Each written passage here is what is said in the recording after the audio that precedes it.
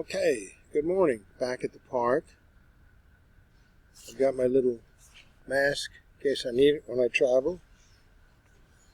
Maybe a duck will visit me today, so this is pleasant. Instead of being locked up in a room, which was okay at the library, now I'm at the Balboa Park. Any case, scriptural testimony and physical evidence of a recent creation.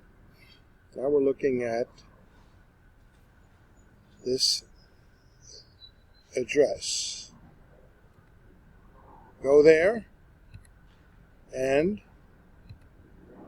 key in the phrase where we left off yesterday. This very, very efficient and erudite professor of biological science at California Polytechnic State University wrote a book, The Science of Evolution, 1977. It's still a great textbook for those who like that point of view.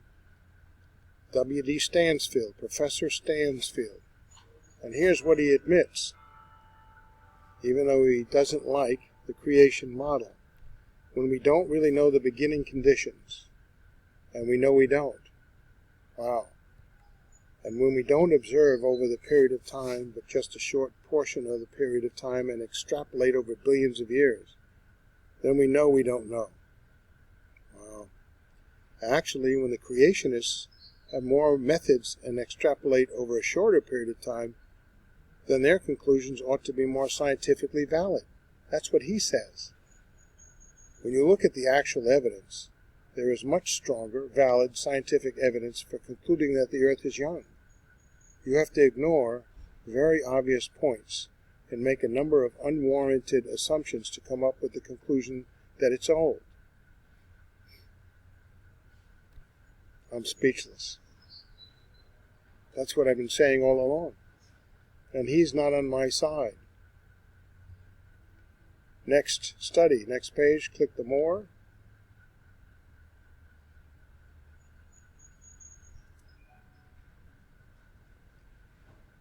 Genesis chapter 1, scriptural testimony of a recent creation of life forms. Let's look at that. Oh no, he's going into the Bible. Well, you don't have to like it. Just disprove it. See if it measures up to what we've already been discussing. Now we had Genesis 1, 11 to 13, because we treated the first 10 verses before this. Now, God created vegetation on earth. Click on that, and I've done a study separately to this. That's the table of contents. So now that the earth is prepared to grow vegetation, it got to a stage where now things were ready, growing things need to be created. It is ready for the next state of God's creative process, plant life. You don't have to agree with this. Let's see if it fits what we can observe. Genesis 1:11, I used the New King James Version. Most of the versions are very, very close to one another. This is an excellent one. Then God, Elohim, not Jehovah there, said, let the earth bring forth grass, the herb that yields seed, and the fruit tree that yields fruit according to its kind, whose seed is in itself on the earth. And it was so. And the earth brought forth grass, the herb that yields seed according to its kind, and the tree that yields fruit, whose seed is in itself according to its kind, and God saw that it was good. So the evening and the morning were the third day. You have an evening and a morning. What kind of day is it? A literal 24-hour day. To whom was Genesis written? Not to God. It was written for man to read. What would man understand out of that? A literal 24-hour day. Day can mean other things, but in this case, what day that's thousands of years long has an evening and a morning? Okay. So the time span for the creation of vegetation on the earth was literally a 24-hour day in which fully mature plant life appeared. So far we fit the model of what we can observe today. On the same day, the record says, God made vegetation of all kinds to appear, implying that there was now a uniform mantle of fertile soil over the surface. The Hebrew word translated as herbs in this sense, in this verse, comes from the Hebrew masculine noun eseb. You notice what we're doing here. We're analyzing. We're not necessarily assuming what is said is true. Just let's see. It seems like stuff has to, in order for stuff to grow, you have to have soil. How many millions of years would that have to evolve for the soil as ideal for the plant to grow? The plant's ready to grow, but it can't root in anything. It's not there yet. It takes so much time, or maybe there's an intelligent designer creator. All right, so we look at the dictionary here. The Hebrew masculine noun, eseb, which is one of the four major synonyms for vegetation, verdure, herb, or grass. It's the English herb, found in the King James Version, is used as in a broader and older sense of non-woody tissue vegetation, rather than in the more restricted nuance of seasoning or medicinal plants. So eseb and its synonyms correspond more closely to the American English use of the word plant than to herb. Some people might object to that. You have an availability of this for plants in general that are non-woody. In the creation account, this word has its most important role. On the third creative day, God called the earth to sprout forth vegetation, plants, deshe, eseb, yielding seed, and fruit trees, esper, bearing fruit with its seed within each according to its kind on the earth. So you don't see a fruit tree giving birth to an apple tree or some corn or grass, each to its kind. And God saw that it was good. In this context, vegetation, deshe, appears to be the broader category, subsuming both eseb and plants and trees. So let the earth sprout, bring forth, sprout up, spring up. Okay? You can take a look at it, what dictionaries offer. Objectors to a literal 6-day creation maintain that bring forth, or dasha, indicates that a long time span was needed for plant life to sprout up, not just one 24-hour day. However, a very similar verb form in meaning is used to indicate God's creation of animals on the 6th day. Then God said, let the earth bring forth living creatures. Bring forth, the same word, yatsa. So you can twist it and turn it all you want, but let's follow the normal way of reading, language, context, and logic.